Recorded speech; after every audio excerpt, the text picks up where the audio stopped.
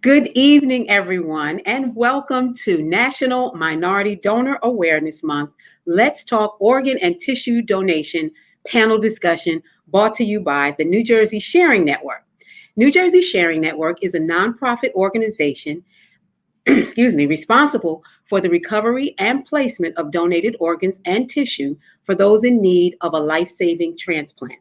My name is Denise Peoples, double lung transplant recipient, hospital and community services coordinator for this great organization, and your host for this evening.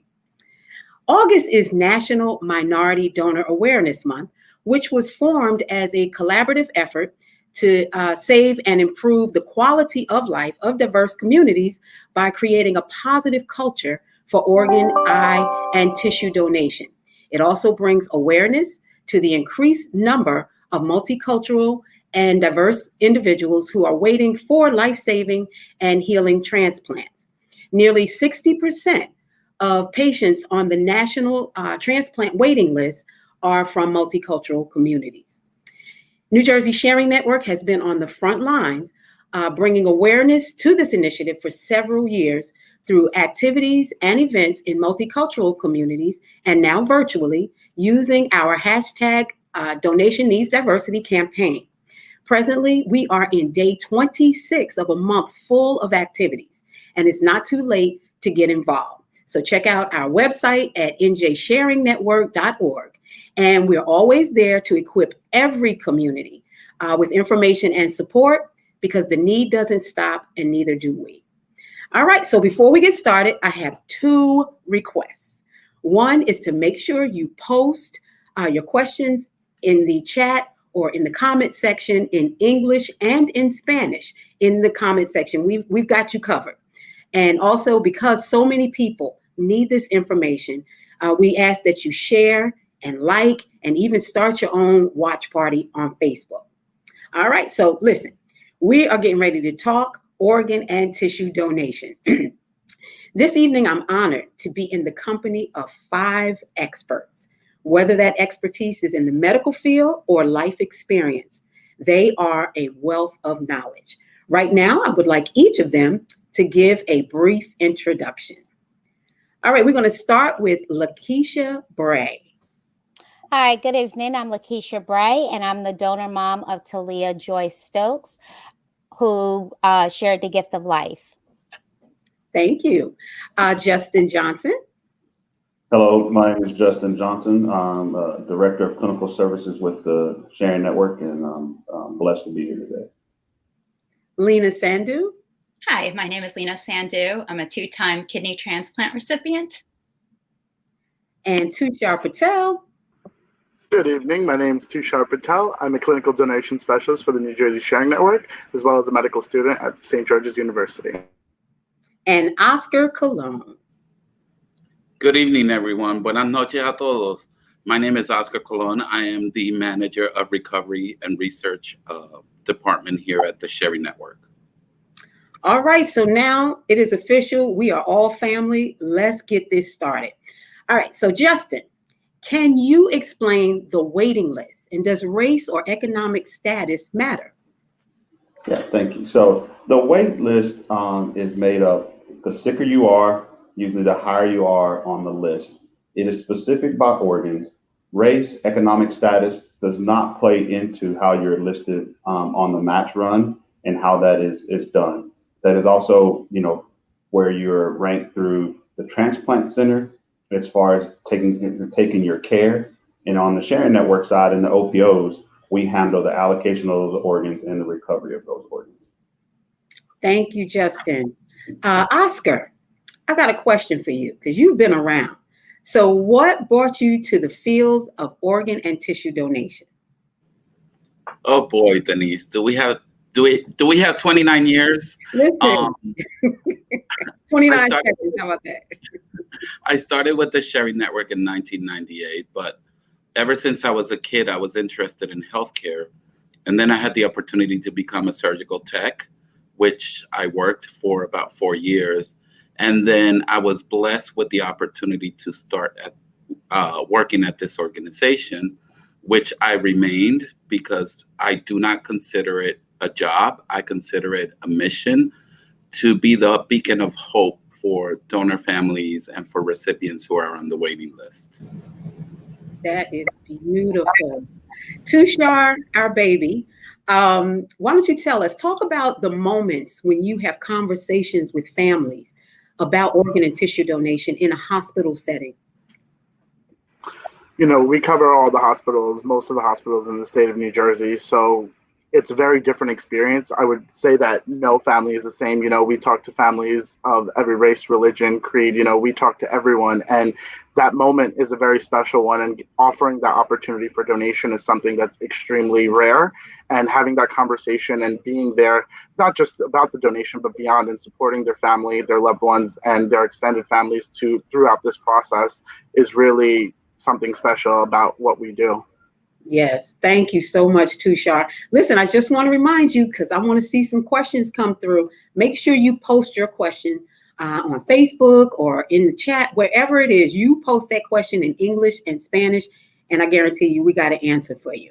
So look, Lakisha, was organ donation ever a part of conversation with you or your family prior to the passing of your precious daughter?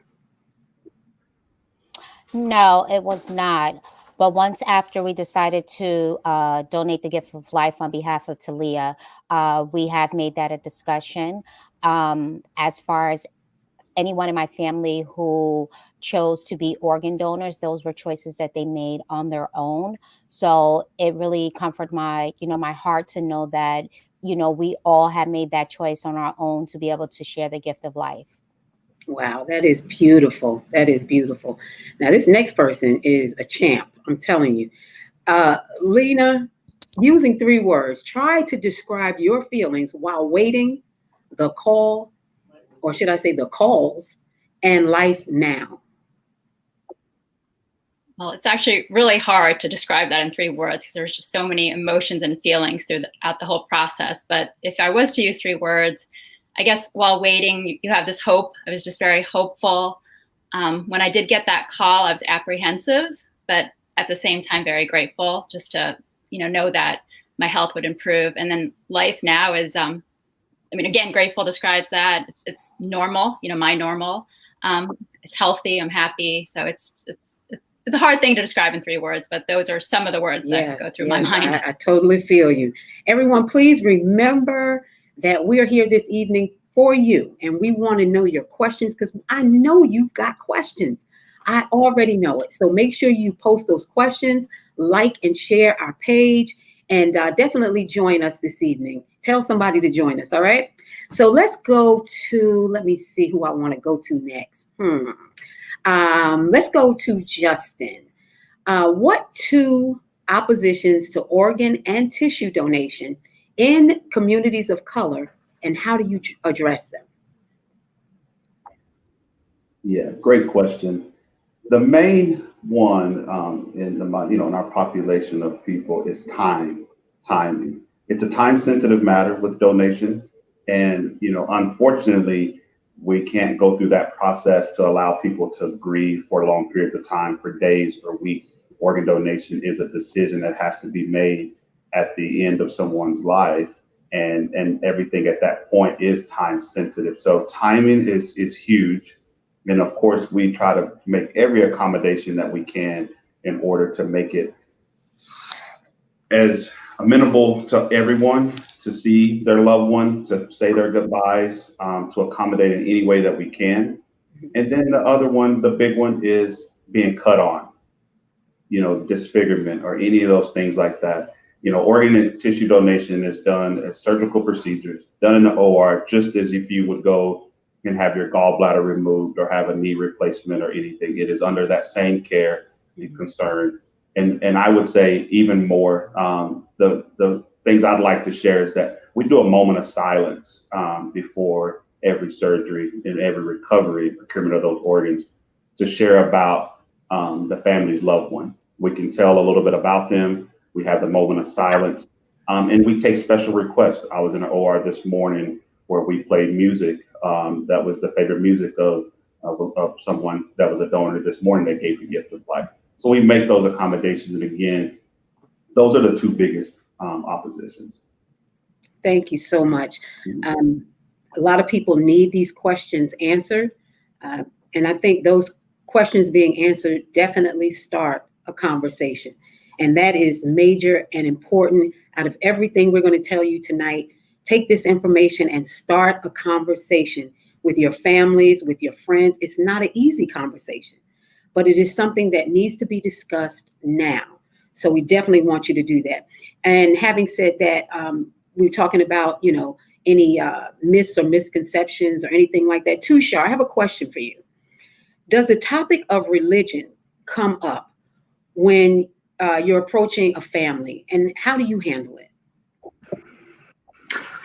The topic of religion actually does come up quite often when we do approach families, because when we are dealing with the end of life, a lot of families have their religious, rights and their needs that they have, their customs and their cultures. And we at the Sharing Network work with everyone in your family and in your religious community to ensure that all of those customs are able to be done. All major religions support organ donation, so we provide that any documentation or any readings that we definitely can provide that for you at the time. We also at many times connect with your faith leader. So if, for example, if your faith leader has a question about the specific organ donation, we can also connect with that. But I think most importantly, all major religions support organ donation, and you could find a lot of literature about how the ultimate gift is saving a life, and that is what we're here to do. And once you have the support of our team, we're able to guide you and your family and your entire support system through the process. Okay, great. Thank you so much. And that really is an important support, because I have, along with you, and I've even been with you, Tushar, when we've come across someone stating that their religion opposes donation. And after talking to them, researching with them, talking to their faith leader, they found out different. And it gave them a bit of comfort knowing that, the one thing that a lot of people rely on is their religion. And for their religion to be okay with giving the gift of life, which most religions do, that really made a difference. So let me see. We have Brett Scott. Hi, Brett. So listen, he has a question. I'm going to give this one to Justin. What's the recovery time for a kidney donation recipient? Great question there, Brett. Thank you for that. For kidney recipients, there's a lot that goes into it. After a transplant, there are times that it's immediate function, where someone has, making urine immediately. And again, the hospital stay usually is about 3 days, could be a little bit longer. But for those recipients, once they start making urine and their creatinine, which monitors their kidney function, and levels start going down, then they're able to be monitored and able to go home. At times that if the kidney is slow to happen and to function, because some are delayed, they may continue dialysis for a little bit to help that kidney out to get started after transplant. But overall, generally, you'll see a lot of times 3 to 4 days and people are home and recovering and able to return to a normal life and not be tied to a machine, 2 to 3 days a week. Wow. Okay. Leena, who is this guy asking this question? Well, that happens to be my husband. I know. Brett was my husband. So I got a question for you, Leena. Do you find yourself with guilt post-transplant? No, not on any level. I can see that this person has been battling with guilt. Mm-hmm. In my situation, no. I look at it in the way where the donor or the donor family decided to give this gift of life, and it was a personal decision they made. Mm-hmm. So because of the decision they made on their own, I gratefully accept the gift, and I try to live a healthy life, acknowledging that I did get this gift of life. So I don't have any guilt post-transplant. Yes. Okay. Being a recipient also, Leena, I think I had recipient's remorse in the beginning. Like I'm talking, getting the call and realizing on my way to the OR that, whoa, somebody passed away so that I could live. And then it was my mission to honor that person every single day by taking care of myself, never forgetting my journey pre-transplant. I don't want to ever forget it because it brought both of us to where we are, and Michael. And believe me, Michael Crockett does live his life to the fullest. Yeah. So let me see. If I can just follow up, Denise, I agree with you. On the day I received the call and that first day in the hospital, I did keep going through my mind that somebody just died, somebody just passed away, and that person's allowed me to get this gift. So in that respect, yes, I felt exactly what you were feeling that day. Great, yes. So Elizabeth Stamler, she has a question. Where can I find materials about organ donation and diversity to share on social media? Well, we have a web page. I'm sorry, we have a our web page, which is njsharingnetwork.org. It is packed full of all types of materials, all types of events. We even have grief support on there. Everything you need is on there. So definitely check out our website for anything that you need on diversity, donation, how to get involved. All of that is there. All right. So let me see. We have another one. Hi, Millie. Okay, so this one is, my sister gave the gift of life. How can we meet the recipient? So Oscar, I want you to talk about this one. Okay, usually the process is that the donor family will write a letter, and usually the intermediary people will be the organ procurement organization. So they'll write a letter, send it to us, and we'll forward it to the transplant center where the recipient is. And the transplant center will ask the recipient whether they would like to receive the letter and all that. And that's how the communication starts. Sometimes, not in all instances, will recipients answer, or donor families will write a letter, but it has to be a mutual agreement between donor families and recipients if they want to meet. Okay, that is true. That is true. Hey, everybody, you are bringing those questions in. Thank you so much. We want you to keep them coming. That can be in English or Spanish. We are ready for you. We've got another one. Yes, I love it. With a friend on the liver transplant list, what could they do to help themselves? And this one is for Justin. Okay, thank you. So for liver transplants, it's really tricky. Number one, if they're on the wait list for a liver transplant, there's things that happen around just being healthy, the diet, what they eat, and those things. But in regards to transplant, having a recipient, a potential recipient to search different transplant centers, you can search them for their outcomes, see what transplant centers are getting most of the organs to their area, that have a high likelihood of people to say yes to donation because of the registry.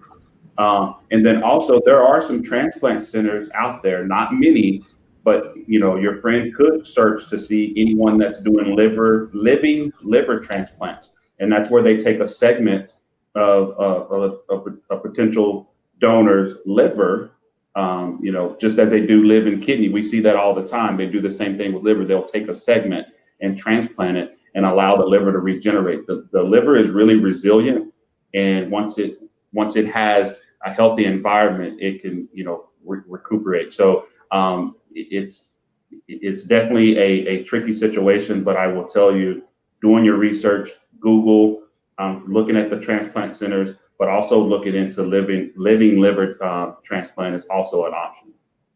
Wow. Okay. That is great. I just want to also let everybody know that, yes, we are the New Jersey Sharing Network, and we procure organs and tissues for transplants.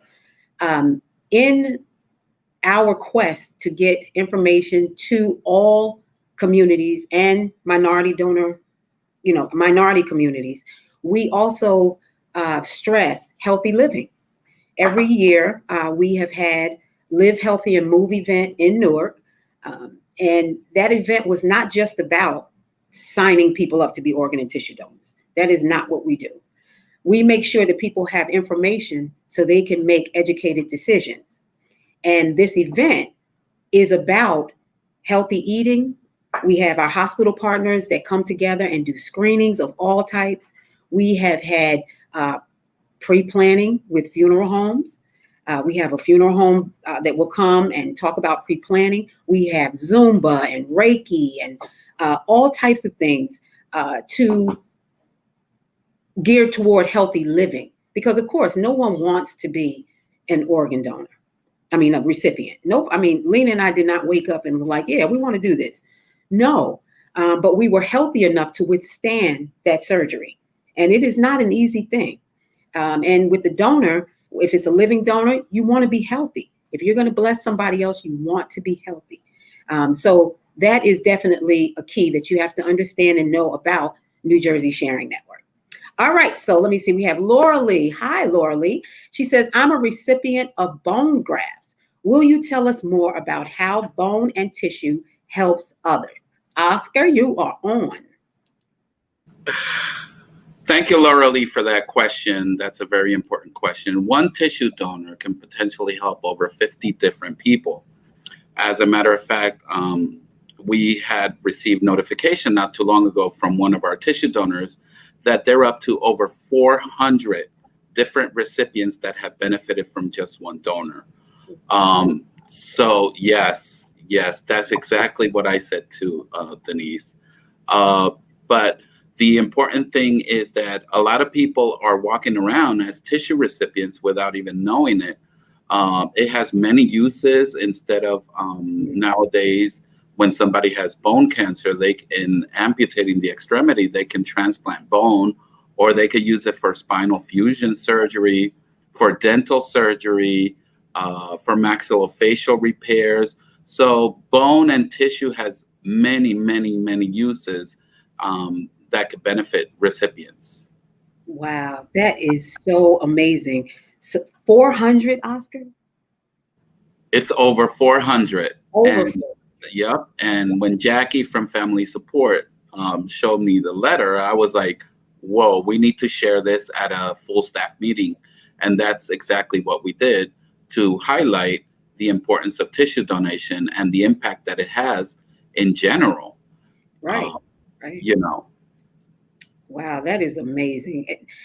I'm telling you, everyone, this whole world of transplants and organ and tissue donation never ceases to amaze me. And I've been with the Sharing Network since 2006. I had my transplant, so 2007. I was a volunteer, and then I came on board as part of the family. And like, I think it was Justin that said, it's not a job. It is so not a job. So let me see. Tushar, my dear, Shannon has a question. I would love to be a donor. However, I'm worried if, for example, I donate a kidney and then the one I'm left with fails. What do I do? That's a great question, Shannon, and that's a concern that definitely anyone would have. First and foremost, when you do try to become a living donor, you go through a very comprehensive screening. They really check you from head to toe, making sure you're very fit and healthy enough for transplant. They want to make sure that you're healthy enough to, and you're going to continue remaining healthy enough to ensure that your life, that you're not sacrificing yourself. But they do a thorough screening about that to make sure that you are healthy enough. And if for God chance, that you do need a kidney transplant in the future, that would be taken into consideration when you do get listed. And, there's a lot of programs in New Jersey that are doing living donation. And I would very encourage you, Shannon, and anyone else who's interested on the call to get in touch with our local transplant centers to donate a living kidney, because, again, those kidneys do have the greatest outcomes, and you have a really good opportunity to help someone. Everyone gets 2 kidneys. Why not donate one? You can live with one, and that's all you need. So thank you for your willingness, Shannon, and it's a great question. Yes. And now we're talking about donors and concerns and things like that. Leena, I have a question for you. Was there ever a concern of who your donor was? No, not at all. It was until you just asked me that question, I never really thought about who it was, male, female, ethnicity, or anything along those lines. But if I could just comment on the question we just got before that Tushar just answered, My first donation, my first transplant was 23 years ago in 1997. In that case, it was from my mother. And my mother today, 23 years later, she's healthy, fine. She's been living with one kidney. She's 74 years old, so she's never had any issues on any level. So just to, give a personal example to what Tushar was just saying. Wow, that is something else. Now that mother she's very special. She's very special. Birth pains, and then she gives you an organ. Come on, Leena, what else you want, man? I think she only had one to give, so I'm done asking. Right. I think so. All right, so we have a question from Amitra. Being a donor mom, what drives you to talk about the importance of organ donation, Lakisha? For me, my sister, Tabitha, who transitioned 6 months after Talea, she actually needed a transplant. She actually needed an intestinal transplant. And I get to see it on both spectrums of, the situation, whereas though, you have a family member who needs a transplant in order to survive, but end up passing away because they didn't receive the gift of life in enough time, versus having to make that decision to donate a loved one's organs. For me, talking about it is what helps me get through and how I actually grieve. I've never really gone through a grieving process as a mom when my daughter passed away. So me being able to share on panels, do talks at hospitals, being part of any type of volunteer, things that the Sharing Network has for me, it gives me comfort. We are going to be having a 5K walk on September the 13th. I was looking very forward to it. That is Talea's birthday. So on that day, it's going to be very, very, very emotional. Me too, as my health has not been the best, but I have been preparing for this transition to be able to make it through a 5K walk. And, for it to actually happen on her birthday, that could be the best gift that I can give to myself as a birthday gift to her. That is great. We are going to be screaming extra loud on the 13th for her. Yes. So Justin, can a person with lupus be a donor? Actually, they can. Thanks, Renee. That's a great question. And for myself, being in organ and tissue donation for 14 years, when I was a coordinator actually working in the field, I had the privilege and the honor of taking care of an 83-year-old gentleman that had lupus, that was a liver donor, and his liver went to a 55-year-old gentleman, and that he's still living today. So you can, absolutely. Wow. That is amazing. Thank you, Renee, for that question. This is great, everyone. I am loving this. Listen, don't forget to share, start a watch party. Just go for it, because we are here for you. Now, I know a few things, but I do not speak Spanish. So I'm going to hand this over to the expert. Oscar, would you please take this question? Oh, where can I start? From Roberto de Jesus. Ser donante y ayudar a otros es muy importante en mi vida. This comes from Maria Perez and Carlos Perez. They were one of my first organ donor families. They lost their son, Roberto, in 1997. And till this day, Maria and Carlos are still involved with organ and tissue donation. My emotions are coming up right now because Maria and Carlos have always been special and dear to me for the decision that they made. So my blessings to her and to Carlos and to the family, and I hope to see them very soon. Wow.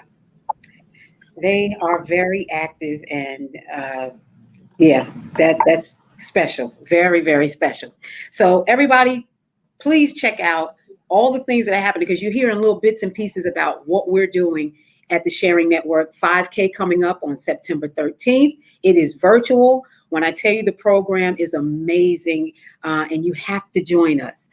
Join a team, Team Breathing Easy. That's the one you want to join, okay? That's my team. Yeah, everybody, somebody else on here has a team, but seriously, join a team, join us on, online for a great day, and then go out, walk, run, ride your bike, just hang out with your family for a 5K. It's going to be amazing. And check out our website for more information. All right, so let's see. Who do I want to give this one to? Justin. In the United States, there are 11 regions for matching organs. Are you more or less likely to receive an organ depending on where you live? Over time, so that's a great question. There's the public site, the SRTR. If you Google that, you can look at different regions and the amount of transplants that happen in those regions. Specifically, though, with allocation of organs, UNOS that governs, our list. We go through all the time, and it goes to public comment as well. This is a panel of experts, doctors, and even people from recipients and some lay people that are on this panel, that there are reviews of allocation processes to make it fair as can be, because we have an organ shortage. So there's a limited amount for the amount of people that are on the wait list. There's over 115,000 on the wait list. There's about 30-something thousand transplants that happen a year. But with that being said, over the years, you can look and see, based on allocation changes, that based on where you live or how close you are to a transplant center, that you may have a higher likelihood. So that's why it's extremely important to do your research. The transplant centers report that the information is public, and you can look at those things in order to make a decision if you're in need of an organ, if there's a need to have to relocate or something to that nature. But it is, again, I know it's a long answer to this, and it's many different things that go into it. Right. With it, but it's all about trying to make sure the sickest people are the ones getting transplanted. Wow. Yeah, that is something else. We have a few, my grandson, 20-month-old Jonathan Kaminsky, memorial page, saved 2 children when he passed away, May 13th to 11. It is people like Barbara that, when I tell you, she is at every single thing, honoring that baby, always honoring her grandson, and just being a part of the thread of the New Jersey Sharing Network. Our volunteers and our donor families, and which they usually become volunteers, they make it just so special, because every time you see them, they are smiling, even sometimes through tears, but they are always around and supporting whatever's going on at the Sharing Network and actually making things happen. So we definitely want to send big love to our donor families. You all really, really are special to us. Right now, we cannot, of course, open the doors and do our tours that we love to do here at the Sharing Network because of the times that we're in.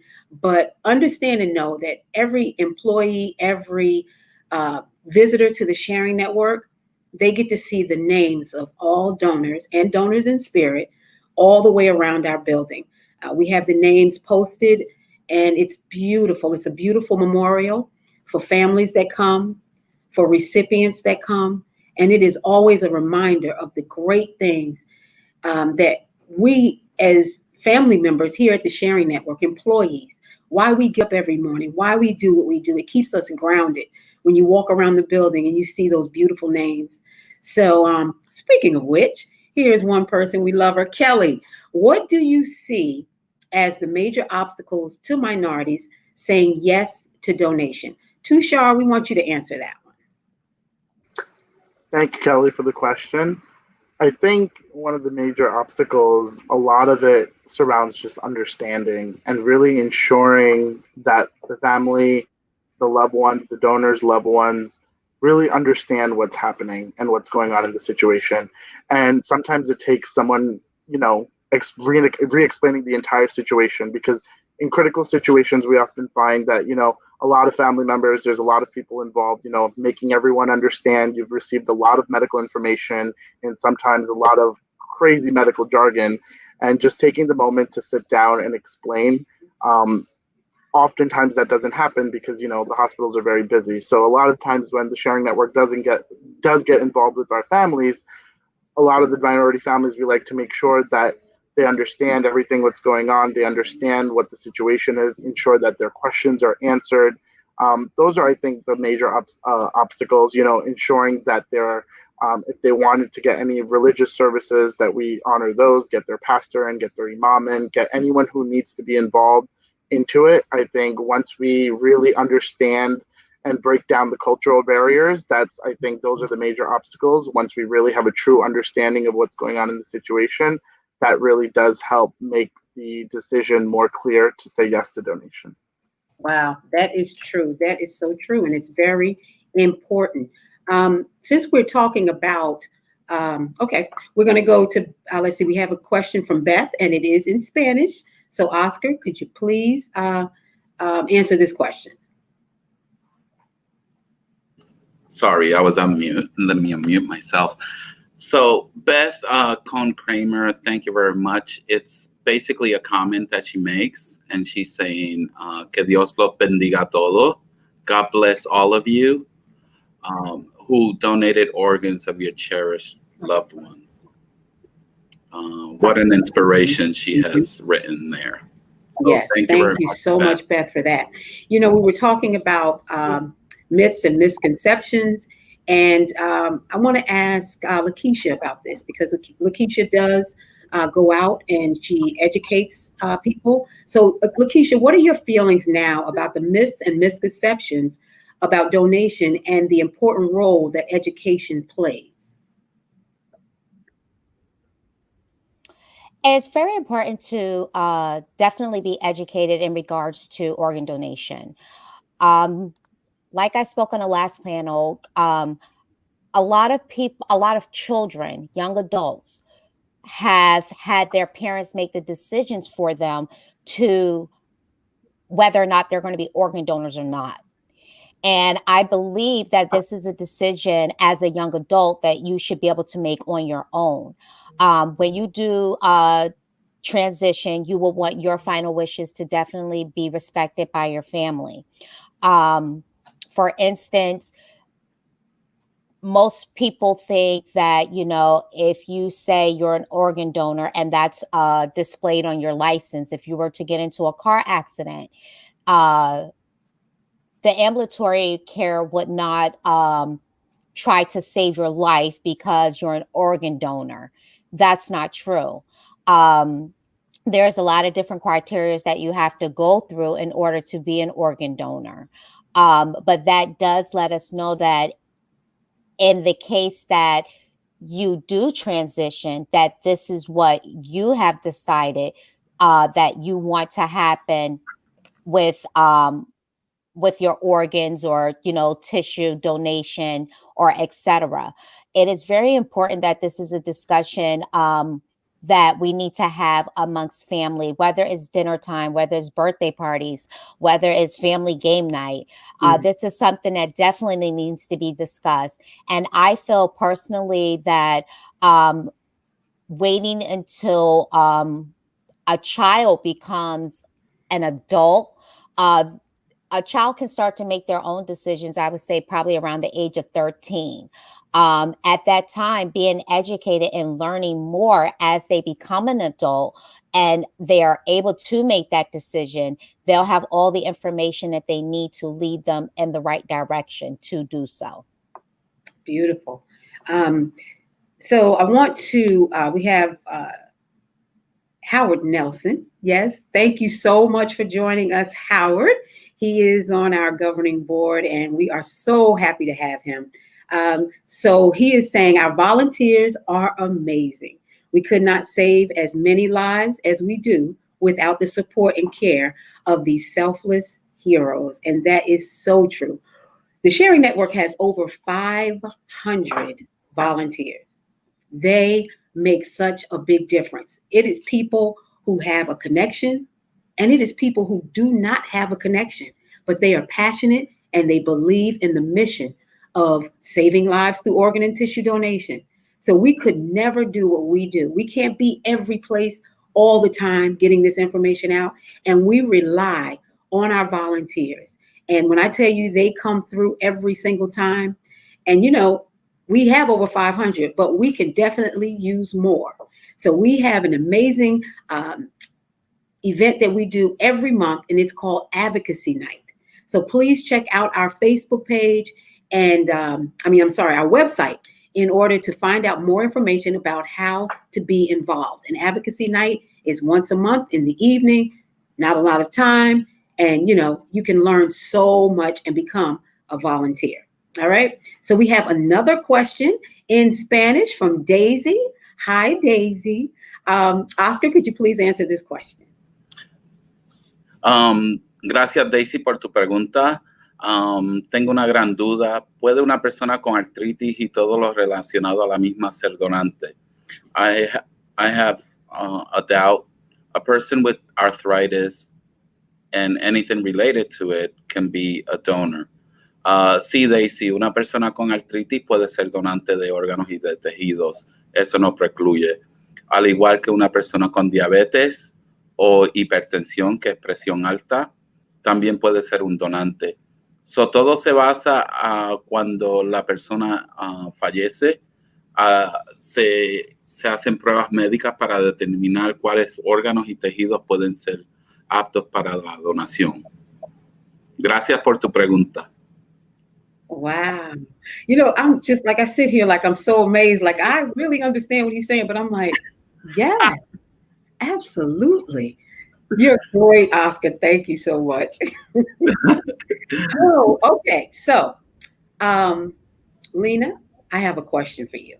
And I think you and I are both on the page with this, being recipients. How do you honor your donor? Yeah, you know, first off, I think there's nothing I could do to really honor what they've given me. It's just such a huge gift of life that no matter what I do, I don't think I could fully honor it. But with that said, to live a healthy life, to be the best I can, to volunteer with Sharing Network, and to continue to spread that mission of helping others through the gift of life that my donor gave me. So yeah, there's really not an easy answer for that, but just to do what you can to be a good person and really cherish that gift. Yes. And what kind of activities do you do, Leena, that you couldn't do before, but you do now? Well, you know, at the time, you know, I was on dialysis prior to both transplants, and that really limited my mobility on many levels. I did home dialysis, so I was hooked up to the machine every night for about 10 hours. So just having the mobility again, being able to, you know, not have a set bedtime or a wake up time because you're connected to the machine. Yeah. So that's just a huge thing I can do. I don't have to worry about anymore. My energy level is just so much improved. I was very lethargic and very fatigued. I've always enjoyed the outdoors, so hiking, walking, just being outdoors, biking. So all those things I could do them, but not really in a healthy manner. I didn't have energy. Yes, I totally agree with you. I'm able to go bike riding. This morning I did 12 miles. Now I need my legs transplanted after 12 miles, but it was great. It was nice to be able to. It's just amazing. Recipients, we all are like, wow, we can do things again. And it's all because of those wonderful, wonderful donors and those donor families. So love it. Tushar, what role does hospital staff play in the donation process?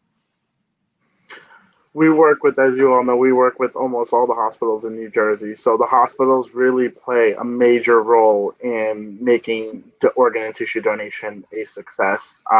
Our hospital partners are some of the greatest heroes, and we call them heroes too, because they help us and do everything in conjunction with us. We work from everyone from all the way up from CEOs to CNOs and, everyone in administration down to everyone at the bedside, the frontline workers. We're working right directly with nurses, respiratory therapists, doctors, attendings, residents. And really, the hospital staff plays a major role in ensuring that transplantation is successful. We work collaboratively to ensure that there's, mutual understanding, that we work together to ensure that the family comes first and that the donor's wishes are honored, and really ensuring that everyone is comfortable, and we work together collaboratively to ensure a successful outcome. I think the hospital plays a major role in our partnerships. We're extremely thankful for that. So, yeah, great question. Yeah.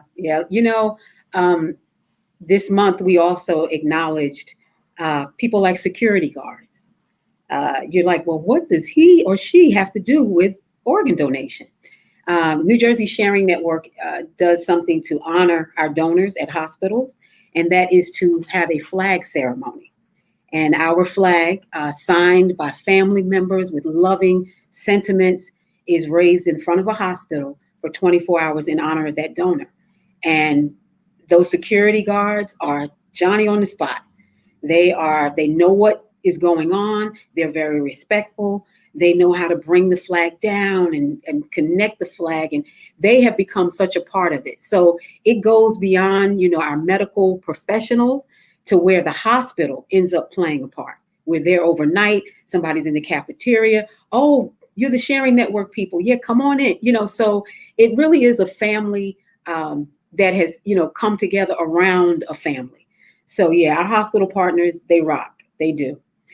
We have a comment from Melissa J. Being a donor mom myself, I'd love for everyone watching to hear what an amazing impact the choice of donation has on a donor family during the aftermath of an unimaginable loss. Melissa, we could never, Lakisha can, I could never understand what that is, but those sentiments there really puts it into perspective. And we thank you so much for your gift. Let's see. Lakisha, do you want to add anything to Melissa's post?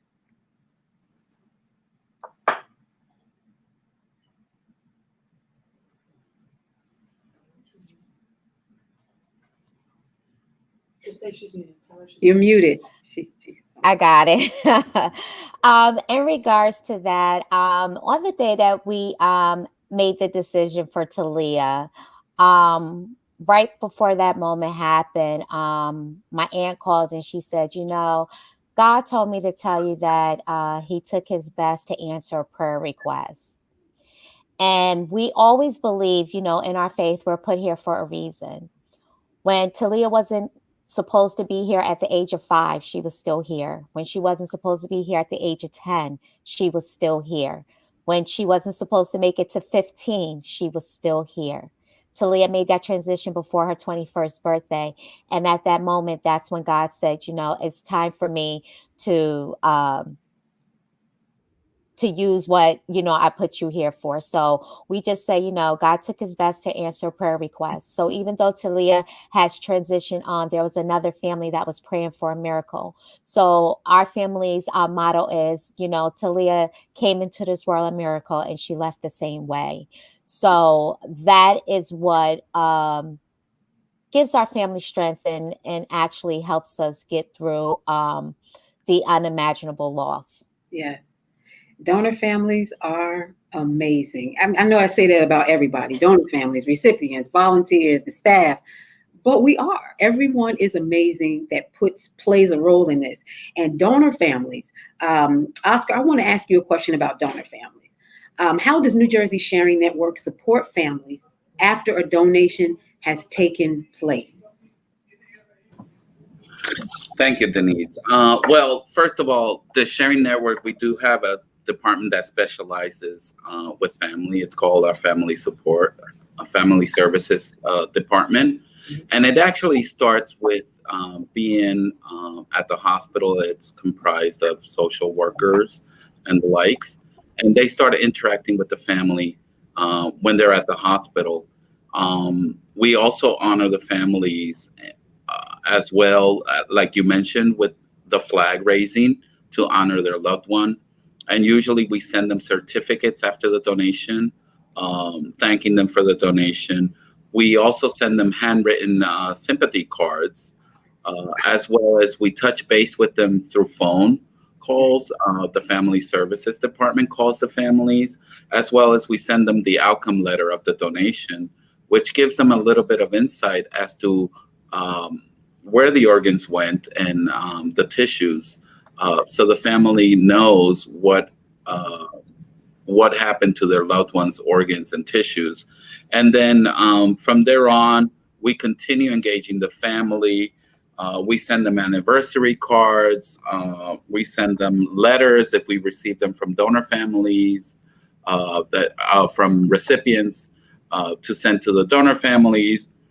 And we also have what is called a comfort shawl, which is called Wrapped in Love, which at the 2-year mark, we mail them in memory of their loved one. And, the families can engage with us for as long as they want to be engaged. As a matter of fact, I read the statement from Maria Perez earlier, and she's been engaged with us since 1997. And she's one of our volunteers, and she's very engaged in organ and tissue donation, and she has made it her mission. So we do extend ourselves to the families for as long as they need us, for as long as they want us there. It's not just all about donation and that's it.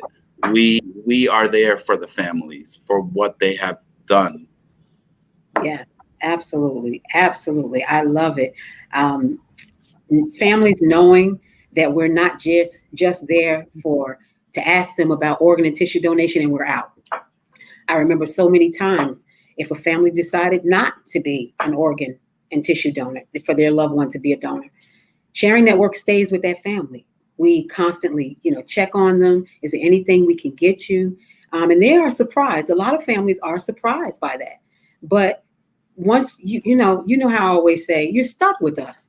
You are definitely stuck with the Sharing Network if we ever come in contact with you. So let's see. In hindsight, is there anything that would have made the decision easier, Lakisha?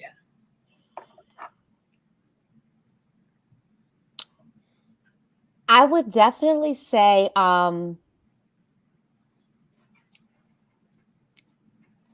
it's a little hard. I'm going to say bedside manner at the hospital, because that's the hardest time when a family has to make that decision, and the doctor that's saying this is what has happened. You guys may want to say your final goodbyes and different things of that sort. Not everyone can process that information as quickly and be able to say, okay, all right, I'm going to go with this. And I think that's why we have a lot of families that do elect out of wanting to do the organ donation. But I can say that when I met Oscar, although I had already made the decision that we were going to donate my daughter's organs and give the gift of life, it was just his spirit and his kindness and the words that he spoke and how he basically, he wrapped his arms around me and he said, it's going to be okay. We're going to walk you through this process. We're going to explain to you exactly how everything is going to go from start to finish. And from day one up until the transition up to, I just felt like it was like always tell my baby she was always like a little movie star. And it was like, we picked her favorite music and, we had like a red carpet rolled out for her. And it was the most remarkable experience that, anyone who has to transition and go through that process could ask for. Lakisha, every time you tell that story, I remember the day I met you. We were in Plainfield doing the event for Minority Donor Awareness Month. and she walked in the parking lot and she was so overwhelmed, and she told that story, and we were in the park, all of us just bawling, because it just gives you chills how you all and how you allowed us to help honor her. So thank you. Hey, Denise, can I just Sure. add something real? Yes. Thank you for those kind words. Like I said when I spoke earlier, I don't consider it a job. I consider it my mission in life. Mm-hmm. And by you saying those words, reinforce what I've always believed, you know. And I am in awe every time a family says yes, because in their time of grief, they have the ability to think of others. And that's what makes me proud of the work that I do. And it's like families like yours. So bless you. Thank you. You're not going to cry tonight, okay? There will be Already did like 3 times. I know. Please, we always do. We have a question from Darlene. Justin, can a recipient be a donor? Yeah, thank you, Darlene. That's a great question. A recipient can be a donor. When we do our workup, generally the organ that was transplanted to that recipient cannot be retransplanted. However, other organs that are suitable and able to find, recipients in that can be and would be transplanted. Yes. Great. That's good to know, Justin. I'm still a donor, so that is good to know. Stephanie Flynn says, have the conversation. It matters. It can save someone's day. Wow. How beautiful is that? That is beautiful. And that is definitely it. It can save someone's day. It can change the outlook for a donor family. And it just makes such a way to make the gift, the gift of life possible. So, all right, everybody, listen. Yeah. So Denise, can I have one thing with Stephanie? So Stephanie is a coordinator in the DRC, and she's been with the Sharing Network for 15 years. She's extremely passionate about talking to families about tissue donation. She trains a lot of our staff and handles a lot of things that go on in our Donation Resource Center. So thank you, Stephanie, for that and adding that. But I just wanted to give a shout out for someone that's given 15 dedicated years. Listen, everyone, you can definitely go on our website to njsharingnetwork.org to register. That is one way for you to register to be an organ donor. You can check out our website for all types of information, from events to grief support to ways to get involved. And speaking of events, I'd like to tell you about some fantastic things happening at NJ Sharing Network.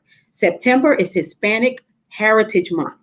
Join us on our Facebook page, our website for amazing content, info, and discussion as we highlight facts and faces of Hispanic heritage. Also on September 13th, as I said, check out our website for the 10th anniversary. Can you believe it, Oscar? 10 years for our celebration of life, 5K, walk, run, bicycle, jog with your dog, whatever you want to do. That's what's going to be happening on September 13th. In November, we acknowledge National Donor Sabbath. So all faith leaders, those active in your faith community, or anyone wanting more information, just check out our Facebook page.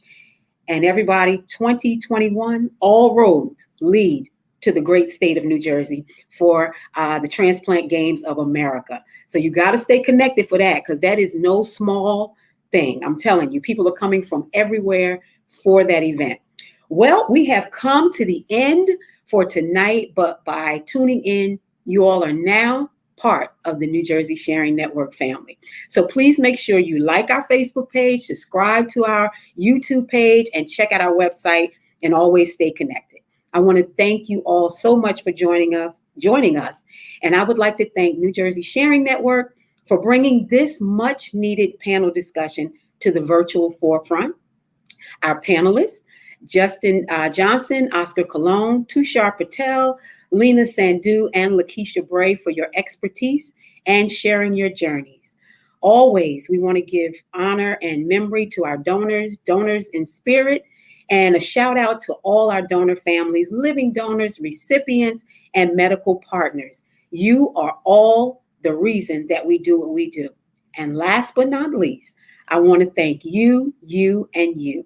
I hope that your questions have been addressed.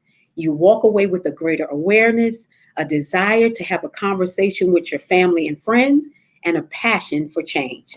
Remember, there's no greater gift than the gift of life. We are truly one voice and one vision, and donation needs diversity. I'm Denise Peoples. Breathe easy and good night.